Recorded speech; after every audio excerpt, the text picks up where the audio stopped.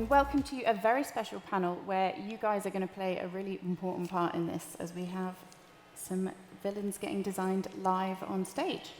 So allow me to introduce our guests first. So we have Rowan Lee, who is the art lead at Webtoon.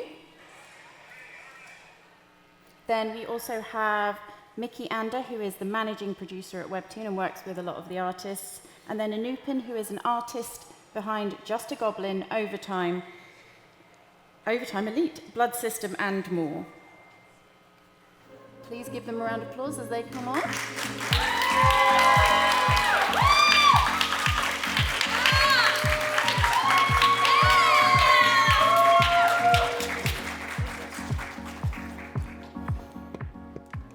So here's how it's going to work.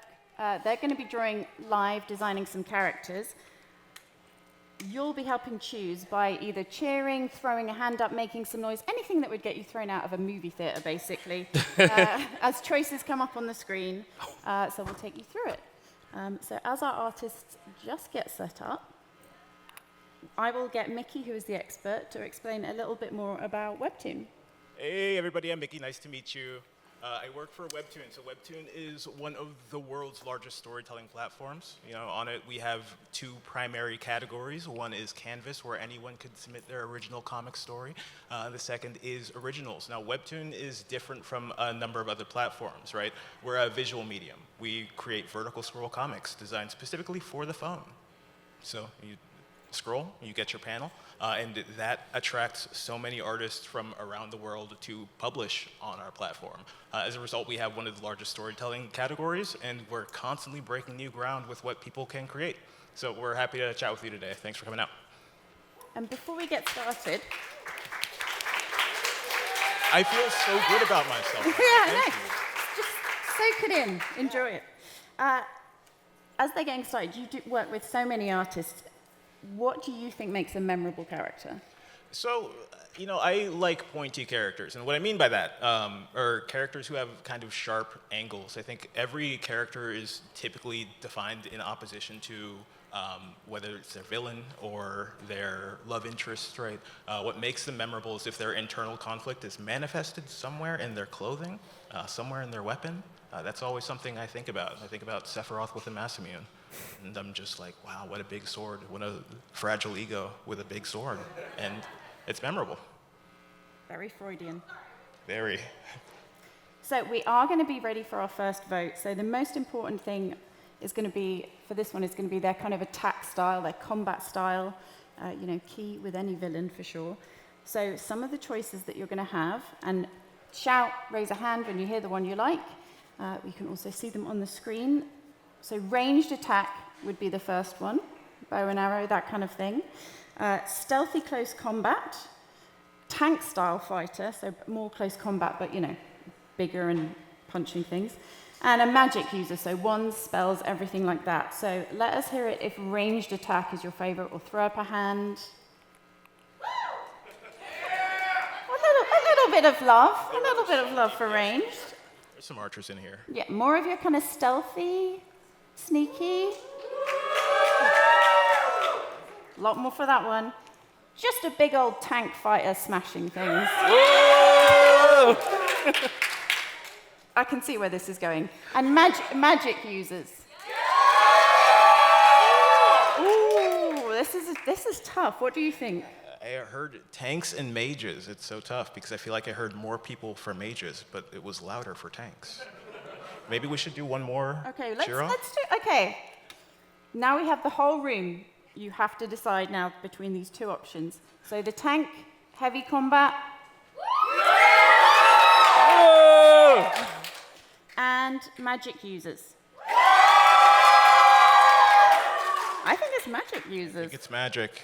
But tanks, I hear you. Yeah. And you're valid. We have love for you still. So, great choice. And our artists are going to get working on that right away. Mickey, I'll give them a chance to just settle in and ask you about how you see kind of combat style changing personalities of characters. It's interesting. Some characters are defined by what happens to them, and they use their weapons as a result of it, right? And they had a master who used a weapon, used a blade, the master fell, they carry their master's blade. That's always interesting and cool, right? I think villains are often defined by what they're trying to get done as well.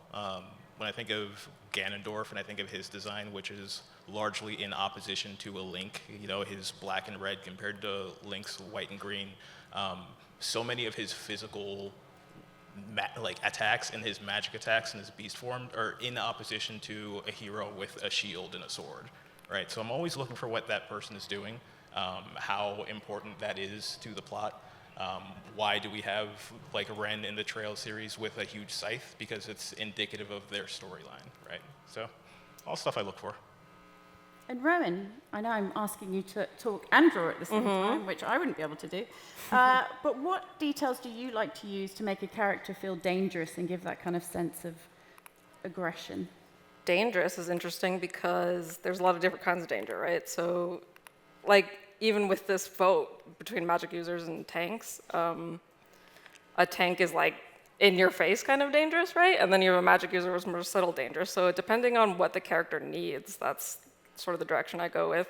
But there's also like design language that you can use to show danger, like triangles are always the shape that at the end go with when they design things for like that are friend shaped, they're always circles, and then things that are more steady are squares. So you can use triangles and that sort of thing. And is that the same for you, Anupin? Are you is that your visual language when you're trying to make a character feel like a threat? Yeah, I really like sharp angles for all villains. I don't know, something about it makes it intimidating. You can have a villain with like softer shapes, but they have to, in my opinion, the language kind of reads like they're cunning, right? Like think of Harley Quinn, something like that. Like they would be more cunning, more strategic, less loud, less rah, rah, rah. But with the mage that I'm sketching right now, I'm using a lot of sharp angles just to kind of make him look like a warlock. Yeah, and it's fascinating already seeing, one simple prompt and we have two very, very different drawing styles. It's really exciting. Yeah, it's always cool when folks are designing characters, right? There's like utility that folks design for. So let's say if you're doing it for a video game, you always want like a recognizable coat or something, or you want a sword that folks can see from super far away. So right now I'm seeing from both the pose and the components of these pieces that Rowan and Inu are focused on two very interesting villains, two very different ones. Yeah, I can't wait to see how this develops as we go along. So while they're on that, I'll give you some time to think about vote 2, which is, and try not to be crippled by the responsibility, because this is going to be a key one. So again, shout, clap, wave your arms.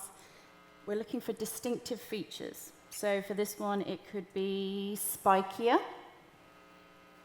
I love a spike. Scars or tattoos, or bigger, bulkier, or as my people say in the UK, hench. So let's start with spikier, spikes. Yeah! Any Cloud Strife fan? Yeah, I mean, I'm not sure what that says about you, but you are very excited about that. Scars or tattoos? Or bigger, bulkier, hench? That one is clearly going to be scars and tattoos. I'm sorry again, tank crowd. I know. Next time. Not a lot of love. It's always a fine line with a villain, trying to make sure that they're, the sense of evil is there, but without making them like completely insane and unrelatable and caricatural. So what are some of the ways you've seen artists do that? I always look for faces in characters, right? I think facial expressions are the kind of primary way that you communicate with the soul of the viewer. Are their eyebrows pointed down is a very good signifier of if they're upset all the time. And kind of going back to earlier, do they exist in opposition to their hero? What colors have we seen that are safe? What shapes have we seen that are safe? Even going back to spiky versus smooth. Cloud and Sephiroth, we flip it and we have the spiky character as the protagonist and the smooth character as the villain. So I'm always looking for what that kind of looks like initially and how that expression plays into their design. And Anupin, do you ever, as you're drawing, sort of almost discover the character's personality through the process of designing them? Yeah, all the time. Like, I think the first thing that comes to my mind is like, what do they want the most? And I think with this character, he's just a typical like JRPG villain. Like when I was designing him, I was just like, yeah, this guy is just Dragon Quest copy paste villain. Nothing wrong with that. And Rowan, when you're sort of starting a process, what takes the longest in terms of the design to kind of figure out which element do you really kind of find yourself thinking through the most? I think what takes the longest time is gathering references, honestly, because a lot of what you are trying to design, even if it's fantasy, is coming from real life, right? So, like different kinds of fashion, different kinds of fabrics. I think it's really fun, but it takes ages. Yeah, and it is really interesting to see, in terms of sort of fabrics and style of clothing, how different these are turning out. Yeah, and I mean, Rowan in particular has designed two characters I know in opposition to each other. For a series we worked on, Zatanna and the Ripper, Rowan designed, a witch in opposition to Zatanna, right? And leaned on a lot of color for that, for sure. But the facial features were different. It's the sharpness, there's like kind of the looseness in comparison. But it always comes down to what they're wearing too. Like, is the fit evil? Like, are they getting their clothes humanely, or are they wearing like a very long, scary cloak? And cloaks are always pretty scary. Yeah, are they shopping at the evil store? Yeah. Is absolutely key. We gotta shop at the evil store. But yeah, I'm also, can I just say, I'm so impressed how quickly this is happening, because you can already sort of get a sense of personality and vibe from them. I mean, I see that you're wearing an awesome Junji Ito shirt right now. Thank you There for are any Uzumaki noticing. I made a fans, special effort. I almost heard a clap. It's okay to clap for Uzumaki. It's pretty.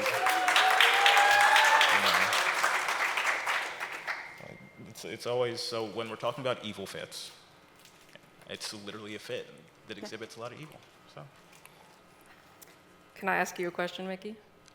that depends. Can I turn it around? Of course you can. Always ask me. When you're reviewing character designs, what are the things you're looking for in terms of like how they fit the story and that sort of thing?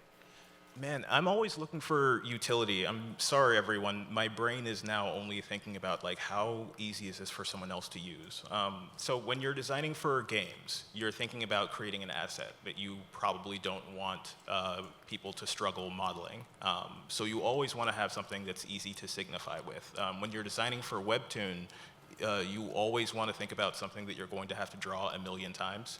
I work with a lot of artists who are very talented, and nothing makes me happier and breaks my heart more than like a piece with super well-designed hair or a million spikes, because you do not want to draw a million spikes 60 times every week. So I look for easy. I'm sorry, everyone. I look for the easy way out. Did the artist create easy things for themselves? Yeah, because Webtoon, you can have a bunch of episodes. Like, the story can be as ongoing as long as it needs to be. You're not like kind of, hey, stop after 10. Oh yeah, that's why we don't have a CEO Webtoon, right? Because we wouldn't be able to keep up with the fits. There are so many ways that artists have figured out how to streamline these. So even looking here at the two designs, both of these designs have very streamlined, but easily recognizable features, whether that's kind of the center of the chest here on in-use screen, or if we're looking at the tattoo here on Rowan's screen, like these are both things that you can very easily design and repeat that make the character easy to recognize. And Anupin, have you ever sort of designed a character, been a little bit in love with it, and then gone, I cannot bear to draw this 50 times? I think I do the opposite. Like, I'll design a character, fall in love with it, and then forget the design mid-season. So like, it'll normally end up me just filling in the gaps with colors. Like, the colorist would normally save me in that regard. Yeah, because we're not going to be, I think, using color today, because this is an insanely quick amount of time. What kind of colors do you usually associate when you're drawing villains? think it depends, like, on the personality of the character. If they're like textbook definition, twirling mustache villain, then like maybe purples, black or gray. But like, if they're like a villain like light Yagami, I will put them in like holy colors or Lelouch or something like that. Or sorry, not Lelouch, his friend. I forgot his name. I also forgot Lelouch's friend's name. Suzaku, yeah. Suzaku, I'm sorry. What a great crowd. Thank you all for helping me remember my code. Yes. Shout out, I see like a tiny hand in the back as well, so there's a lot of love there. I'd love to know how you two both got started. So Nupin, like, how did this become something that you did? For the longest time, I really loved comics. I didn't really grow up with cable or anything, so I had comics. But when I went pro, it was because Brandon Chen, shout out to him, he messaged me and he was like, yeah, dude, like your style really fits the story that I got. And we have a partner, and shout out to Jack as well. That's our other guy on the team. And ever since then, like that was 2021, right after or during COVID, it kind of took off from there. And Just the Goblin's been like a hit. And it's low-key like my baby for real. So I'm going to use this character in the series for sure. Love that. And is that the same for you, Roan? How did you kind of get started? Video games, which is, I'm sure, relatable for this crowd. But yeah, I played Mass Effect, and I was like, I didn't know that stories could be told this way, and I wanted to be the person that like helped make that come to life. Yeah, that's a great game. Did you have a romance option in Mass Effect that you were particularly attached to? A romance? Liara? The classic. No, Yeah. I'm with you right there. It's like a personality test. It is. Well, I think, this is going great, so we can get to the third and final choice that you guys are going to have to make, the cherry on the character sundae, if you will. So this is really going to be kind of another final detail. Again, scream, shout, clap, sing if you want to. That would be nice as well. So the options are going to be a cloak, horns or tusks, masks, and a kind of banner or flag herald situation. So let's hear it for cloak. No one wants to throw a wrench in the designs. I hear it. Brutal for cloaks. Horns or tusks? Ooh. Masks? Okay. And a banner or a flag? Some people like pageantry, some don't. That's completely fine, but I think that was masks. Sounds like masks. So that's our winner. And honestly, you guys have been picking the coolest option, so I haven't had to cheat and overrule you at any point. So I'm really pleased about that. Roman, is it turning out the way you first imagined? I mean, I drew a face, and then everyone was like, masks, and I was like, all right. But I think it's turning out all right.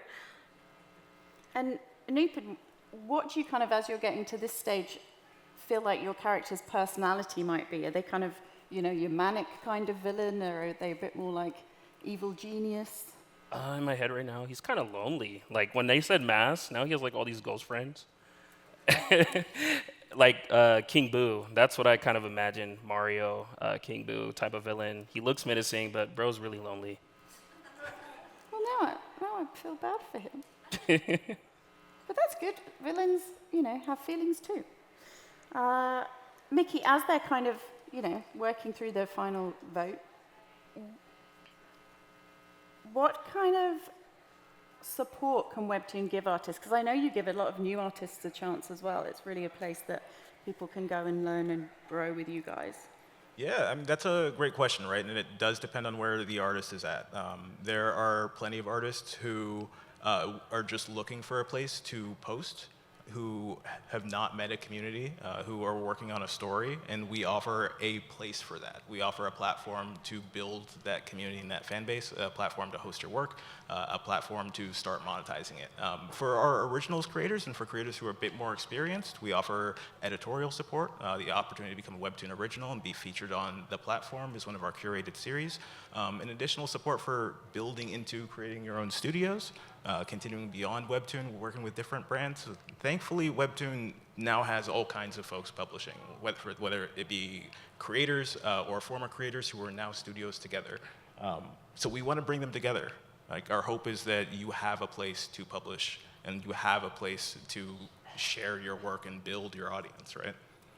And what advice would you have for kind of anyone who's an aspiring artist that wants to work in this kind of medium but isn't, you know, they're doing stuff at home, they're maybe even sharing on social media, but they're not quite sure how to kind of make the leap to sharing their work on a wider platform like Webtoon? I do not have a silver bullet for it, but this is the best question that I can answer. It's just start today. It is at whatever you're doing, whatever you're planning on doing, however you're planning on doing it, just start today, however small, by any means necessary. I mean it. Because tomorrow sucks and is easy to do, but today gives you some kind of commitment and some kind of proof that you are actually, you know, caring about this thing. For those of you who have already started today, or who have already started yesterday, don't stop.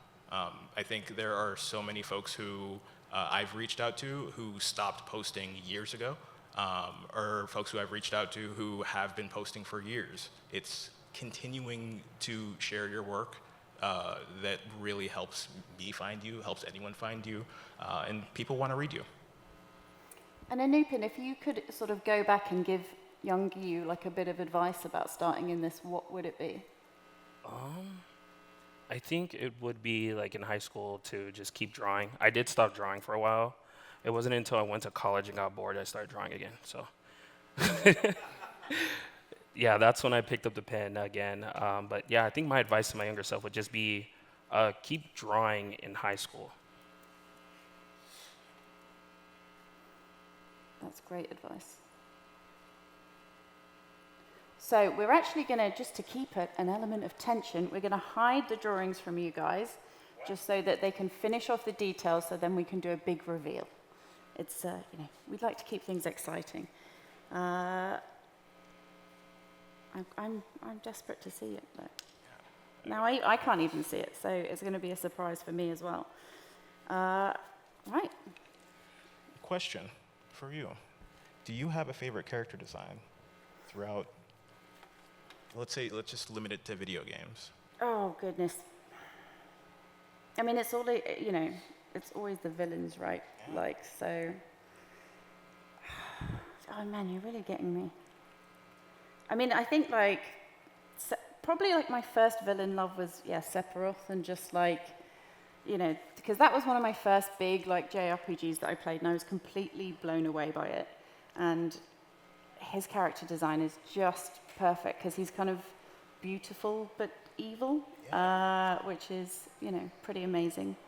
I also love, you know, a bunch of the characters in Red Dead Redemption 2 who just have, like, there's so much visual storytelling happening there, and considering they're not supernatural, you know, they're just kind of outlaws and ne'er-do-wells, the amount they're able to get through just with kind of facial expressions and scars and outfits and things like that, I've always really loved that.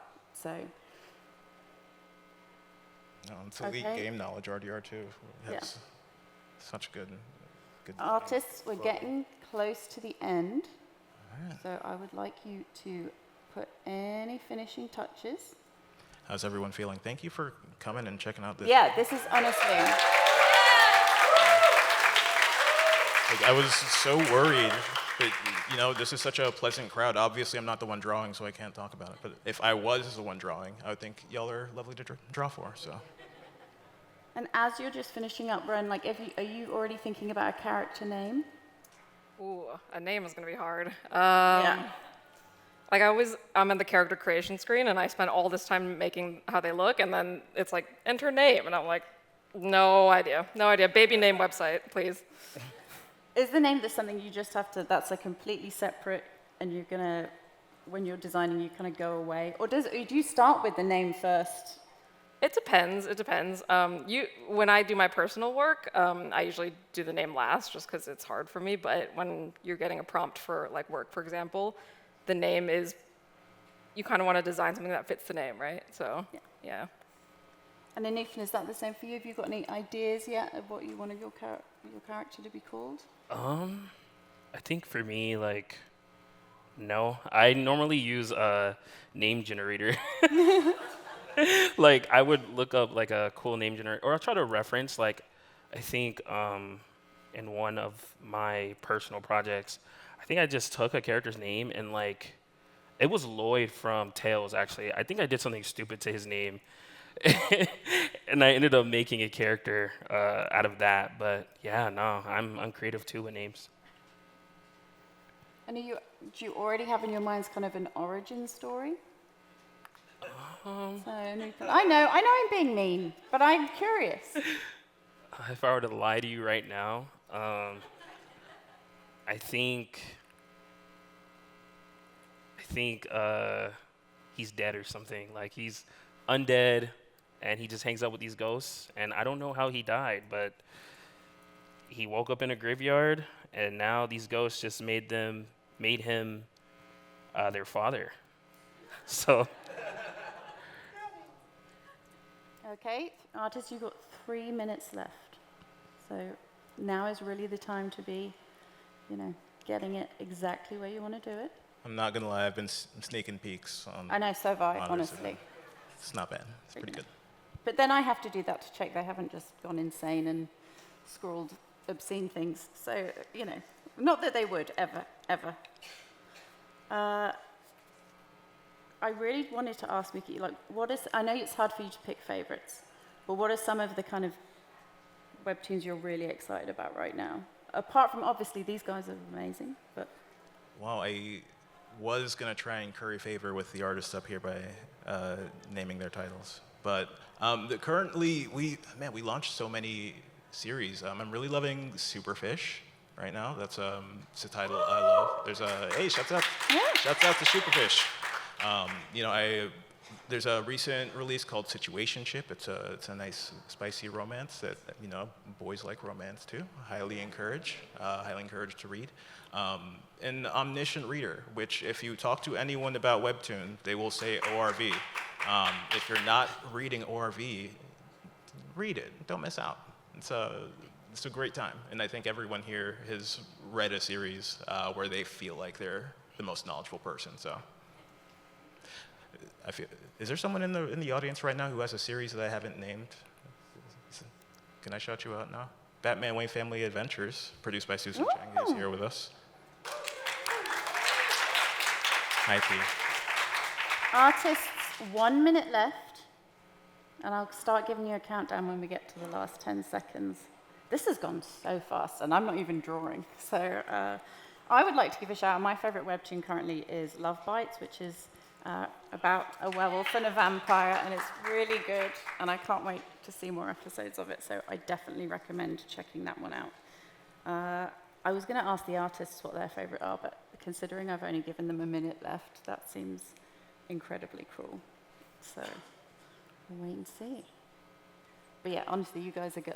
I'm going to take this opportunity to shout out Fogland. If you like Fogland. Gachi Akata, Fogland's so sick. An audience shout out. Is there any ones that you guys love that we haven't mentioned? Oh, Dungeon Crawler Carl? I see you. Shouts out. Oh, Princess Donut? Who said Lore Olympus? Unordinary. We love Unordinary. Noblesse. Elite Ball Knowledge. We love J-Ho-Sun. Bastard. Also great. If you haven't read it, high-key recommend. Yeah, Sweet Home. Shotgun Boy is also very good, like a great kind of trilogy of series. Yeah, the thing I love about Webtoon is there's so much on there. Yeah. And you guys are adding new stuff all the time. So every time I think, like, it's great, I'm getting on top of, like, my Webtoons, like I'm, that's good. I can take, just a minute, then we're kind of Yeah, read your webtoons. Read Okay, your novel artist. stories. So 10-second countdown. I need you to help me out. 10, 9, 8, 7, 6, 5, 4, 3, 2, 1. Time is up. Oh my goodness. Whoa! Guys, those are amazing.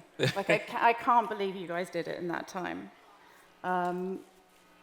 Anything you want to sort of tell us? Anupin, do you want to start? Just tell us a little bit about your character, why you chose the things you did.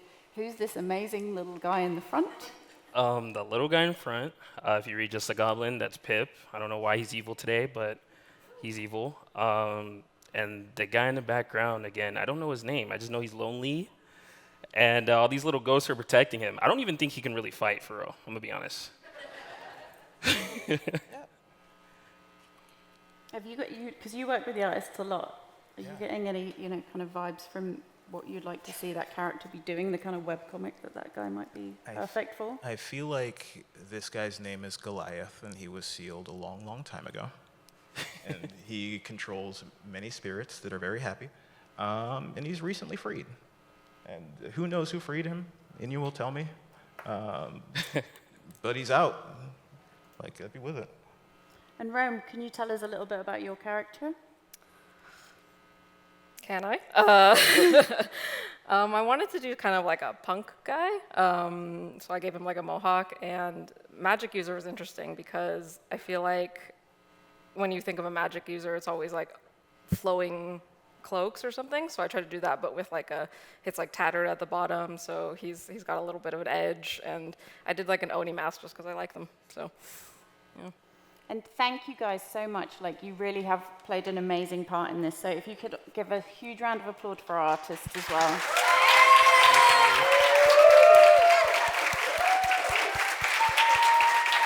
Good job, guys. And thank you to Mickey as well. And you can go and check out Webtoon online. There's also an iOS app and an Android app. Definitely recommend checking it out. Thank you very much for spending some time with us. And thank you very much for coming to IGN Live as well. It's been great. Thank you so much.